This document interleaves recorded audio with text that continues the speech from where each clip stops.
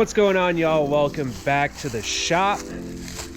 Today I'm getting ready for a winter project. I'm pretty excited about this. Of course, I was on Facebook Marketplace, roaming around looking for some cool stuff, and I came across a deal I couldn't pass up. It's two early 90s jet skis for 700 bucks. I was like, yo, I gotta get these things. I've had a boat hanging out on the property for a minute, and I'm like, well, this could be the winter project. Let me show you guys what I got going on here. Oh yeah, Jet John build. So I think I'm a little late to the party here. I've been seeing videos all over YouTube, about 4 or 5 years old, people doing different stuff. But you know what I noticed is that they're just cutting the holes up on these things and then bolting them in and gluing them down to the floor of the John boats. Now, if you're familiar with any of my work or my past history, you know I used to build boats, or specifically low water hunting and fishing boats out of aluminum. So this is kind of right up my alley. I think the biggest thing that stopped me from making these for myself or anybody else over the years is just the equipment you need to do it. The welder, the push-pull system, the Miller 350P aluminum welders are mad expensive. I just haven't been able to get one for the shop here at the house. But I do have a little Everlast machine, and I've been plugging away with my Lincoln MP. It's got a spool gun, so that thing might get broken out. The Everlast machine has always given me trouble, and I really never thought it was gonna work or amount to anything that I needed it to, because it wouldn't weld aluminum right. Then I tried working with stainless and doing this and that. Still not as good. I've got a Miller Bobcat, you know, the big blues, and it runs stainless great. So I'm sitting here like, oh, what the heck is going on? But as it would turn out, it was my gas whip going into the torch had a bunch of cracks in it, so I wasn't getting any real good gas flow all the way to my nozzle. That'll definitely do it. Stainless and aluminum both really like their gas, so you gotta have it if you want any kind of good weld. Now I'm in the shop practicing some aluminum work. Figured before I start tearing these things up, I definitely want to make sure I kind of show you guys what's going on here. Let's just have a look at both of these, and we'll kind of take it from there. Perfect. I've got this flipped over for you so you can kind of see everything I'm starting with here. Now this is a 1232 Aluma Craft. It's a 1994, and this boat's actually been in my family since either the late 90s or the early 2000s. We got it off the original owner. I grew up playing in this, me and my brother, my dad going out fishing and whatnot. Now the boat's been sitting idle for several years. My dad just stopped really getting out on the water. He ended up moving to Florida. I was the only one with some space for it. Well, now it's mine. So it's been turned over to me. It was previously registered, so that's not going to be any kind of issue. These things are built great. It's been knocked up a little bit, so I'll have a little bit of stuff to fix and massage back into place, but overall not too bad. You notice the side supports, really not too many there. I don't know if there's anything under our seats. Based on how we're gonna have to do this, we'll end up pulling both of our benches out, and I'll probably go ahead and pull this out as well so I can redo the whole deck up here. I'm gonna make this thing really cool. I've already got ideas on how I want to position everything. So basically the idea is we're gonna take the whole drivetrain out of this Yamaha and we're gonna stick it in here. And I've been going over jet pump assemblies. I actually ordered this one to go into this boat, and that's out of a GP 1200.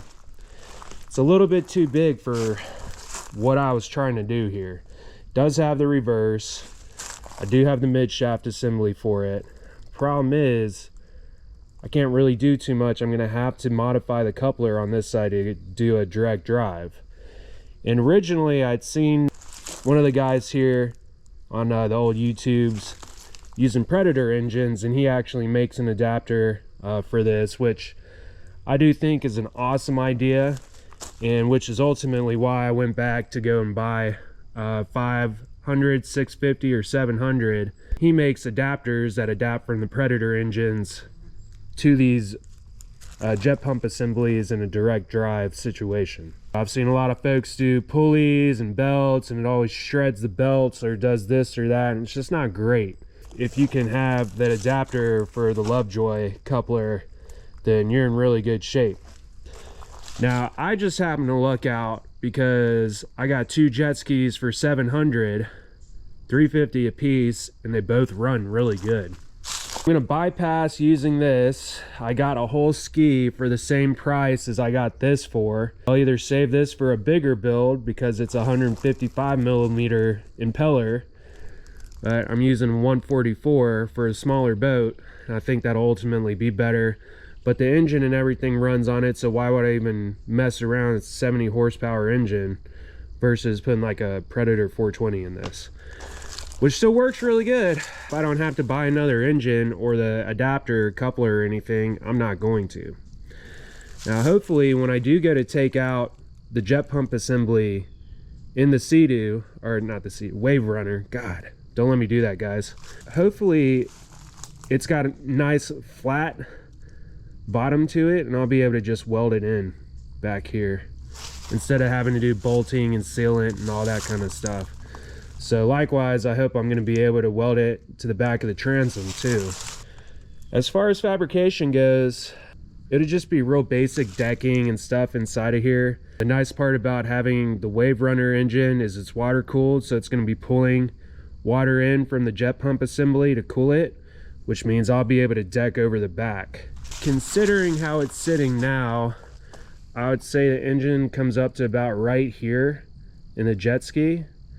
So it's kind of like probably right in here where that's going to be, which means either that seat will stay where it's at, or they'll both move forward. I'll get rid of this one, maybe use that for the console, and then pull this one forward and set this one up wherever it's supposed to be. Then I'll deck in the back and then deck in the front.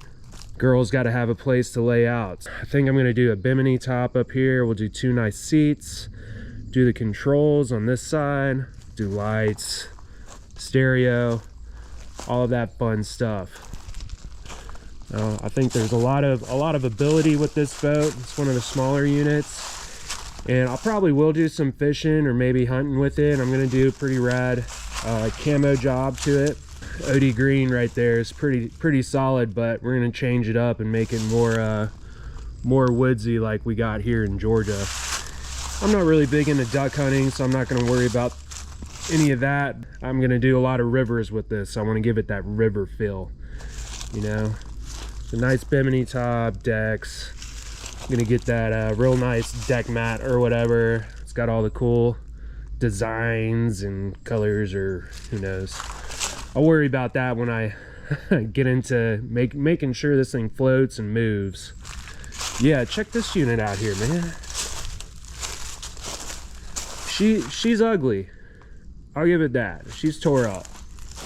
I've seen a couple of these going for, you know, 1,000, 1,500 by themselves, that they're in awesome condition. And again, I got two of these skis. The other one's actually down in the lake here. We've been ripping them around, making sure they run good.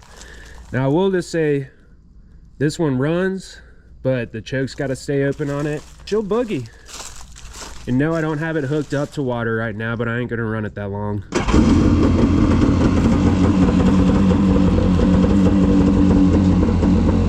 Not too bad. Of course, she didn't want to start up earlier.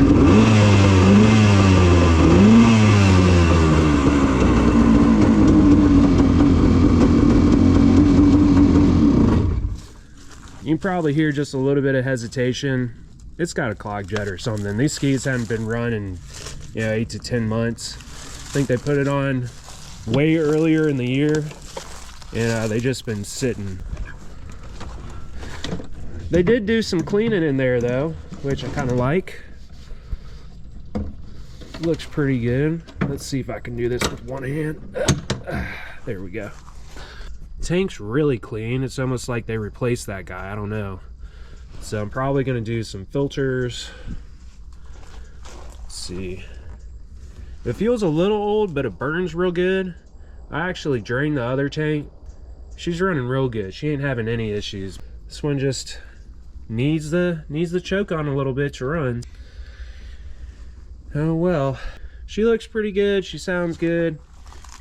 Got a new battery in this one. I probably won't keep that battery for the boat project. Do a deep cycle marine battery, something that's about as big as a car battery. That way I can run lights and stereo and all that and not have to worry about it cranking up whenever I need it to. As much as it pains me to cut this guy up, I'm gonna cut it up. Then I can get everything out of it. Pretty sure I'll be able to just kind of cut around the whole outside and just have the whole top pop off. It's kind of the idea here. So as you can see, the jet pump assembly is totally on the underside of this whole unit. She's still dripping water because we had her out on the water earlier. I think this has got everything I need, minus, you know, real electrical for accessories or bilge pump, stuff like that. Which you would think they'd probably want to put something like that in there.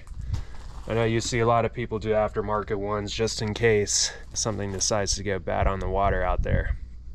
Hopefully this will be a start to a really fun winter project to get done. Come springtime, we'll just be tearing up some rivers. One of my buddies wants to use the other ski I got to do the same thing. He's using me as a guinea pig to go ahead and build the first one.